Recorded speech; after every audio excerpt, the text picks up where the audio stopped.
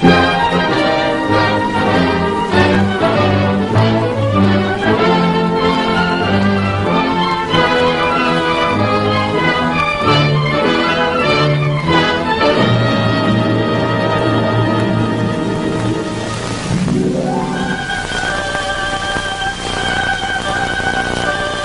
is this man thinking? What does he feel? What will he do next? The answers to these questions are important to you, the American soldier. Your life, the security of your home and country may depend on them. For this man is your enemy or is a member of a neutral or friendly foreign group. He may carry a gun,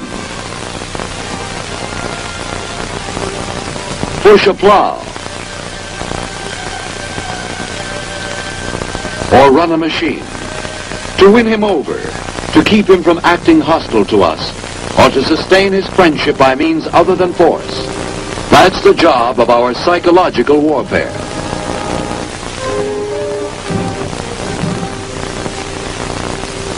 Psychological warfare aims at vital targets, thoughts, emotions, opinions, attitudes. It attempts to influence behavior by the planned use of propaganda. Many people think of propaganda as lies and distortions used by demagogues to arouse and incite.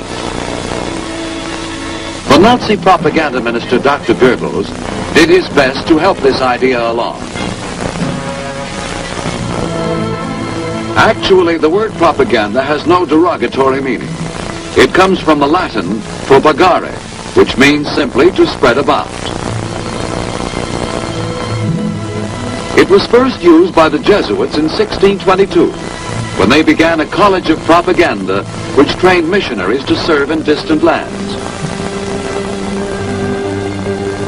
Today, as the battle for men's minds is intensified, the spreading about of our democratic faith is becoming increasingly important. Our national foreign information programs are used to support the accomplishment of our national aims and policies. And in time of war, psychological warfare is used to support the accomplishment of a military mission. This film will emphasize the military aspects of psychological warfare.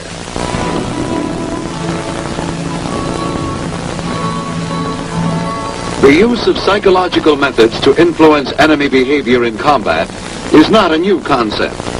An Athenian commander, Themistocles, in an attempt to discourage approaching enemy troops, urged them, if they could not lay down their arms, to behave ill on purpose.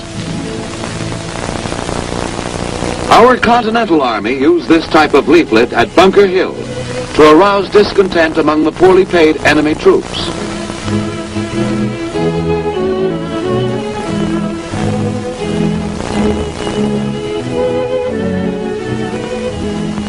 In the Napoleonic Wars, from ships standing off the French coast, the British launched kites bearing anti-morale leaflets.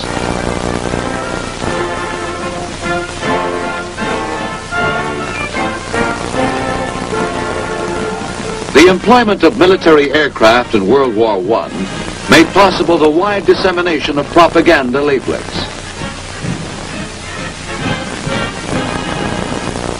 By World War II, new advances and operational techniques moved psychological warfare into high gear, made it an integrated part of our military organization. Experience has taught us that military action alone can win, but the costs in men and materials run high. Psychological warfare, effectively used in support of combat action, can reduce casualties and cost.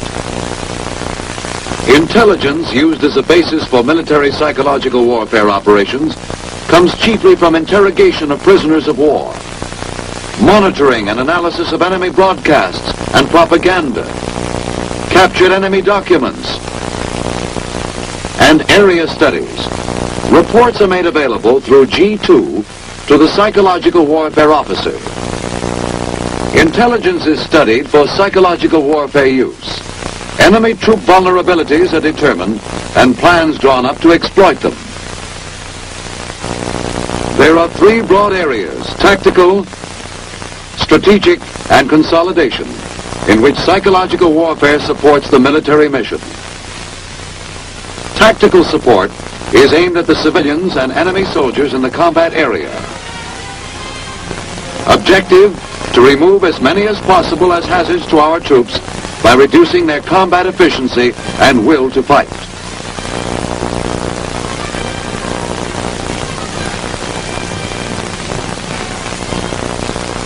One of the tactical military psychological warfare weapons is the loudspeaker. It has great mobility and can pinpoint its target.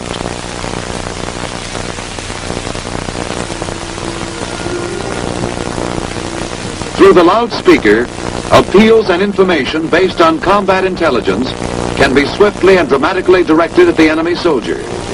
To you soldiers of the 14th Regiment People's Army, we bring you news of home.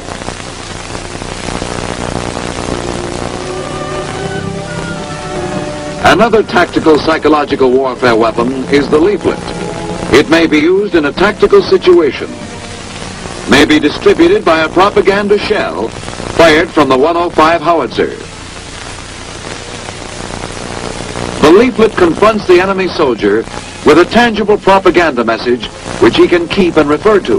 Leaflets also may be distributed by tactical, strategic, and liaison aircraft. This surrender leaflet was used against the enemy in North Korea. Although surrender may be one of the products of the tactical use of psychological warfare, you cannot judge the value of a psychological warfare operation by a head count of prisoners alone.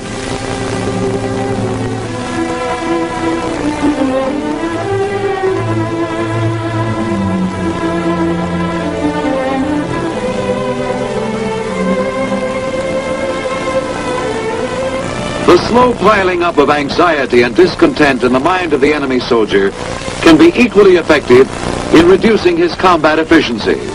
Cumulative effects of well-planned and executed campaigns may result in other forms of defection, such as malingering, mutiny, desertion, or sabotage.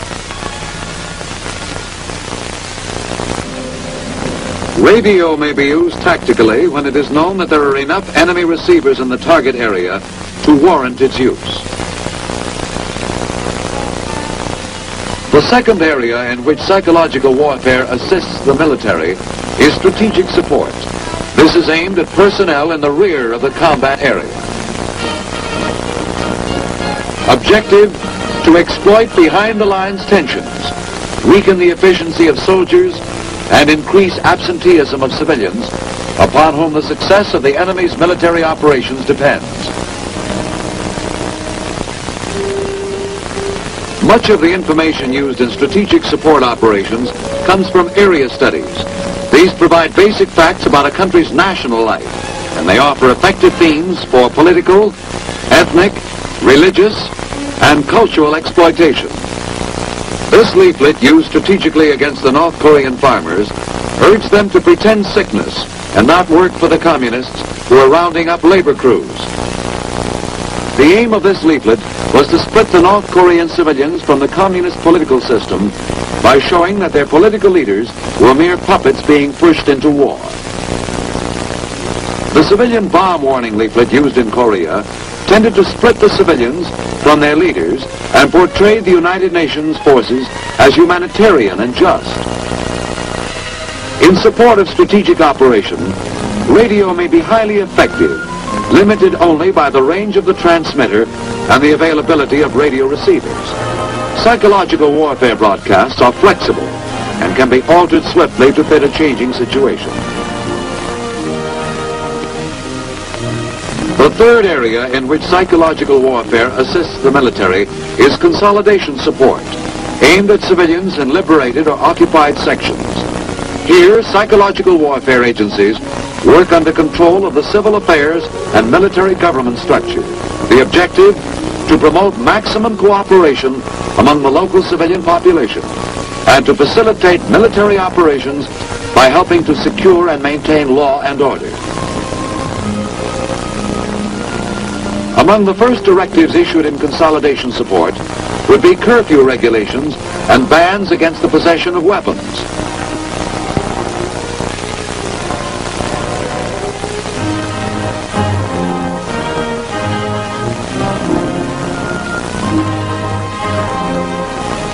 Later, as consolidation progresses, psychological warfare units furnish information on functional matters such as availability of electric power, water, and other vital resources and services.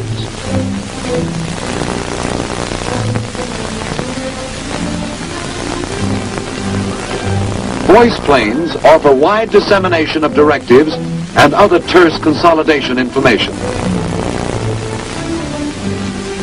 This type of leaflet was used in support of consolidation in an attempt to clear main supply routes of French civilians during the early stages of the Normandy landings. To support the accomplishment of the military objective, psychological warfare is provided with two main field operational units: the Radio Broadcast and Leaflet Battalion and the Loudspeaker and Leaflet Company.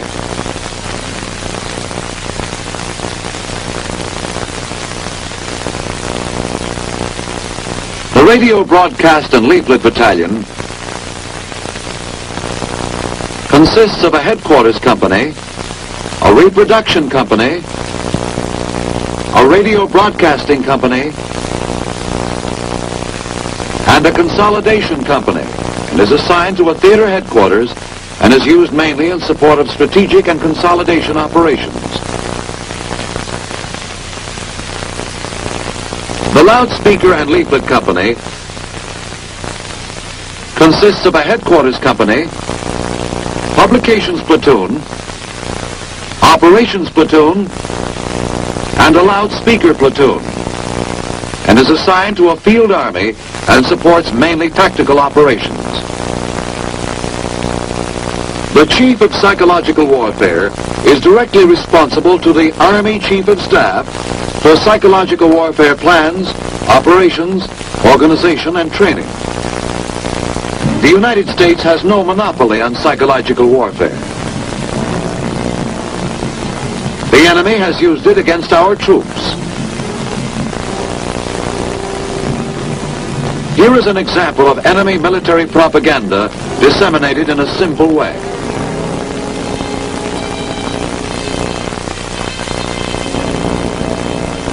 The soldier's natural longing for home is exploited in this enemy's leaflet. Darling, I will dream that you are coming back to me this Christmas. I can't think of a Christmas without you. In cooperation with your unit commander, troop information and education programs surround you with unbiased facts and learning so that you know the truth, can have confidence and faith in your mission. Every available information and education medium is used to arm you against the distortions and falsehoods of enemy psychological warfare. Your Army explains the democratic principles you're fighting for, shows you your stake in the issues, keeps you up to date on what's going on at home and abroad, lets you sound off when you've got something on your mind.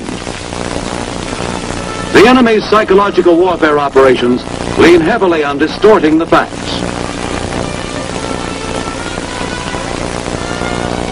The leaflet on the left, dropped in Korea by the communists, was designed to split the American soldier from the civilians at home and attempts to show him that he is fighting for a system filled with capitalist decay.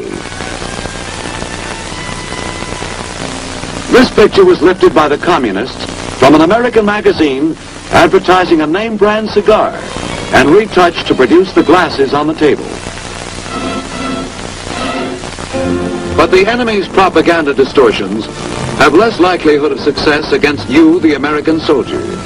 In an army devoted to freedom, you have the truth available to you. These, plus your own sense of loyalty and patriotism, are your best defenses against enemy propaganda. We have shown you some of the methods and potentialities of military psychological warfare.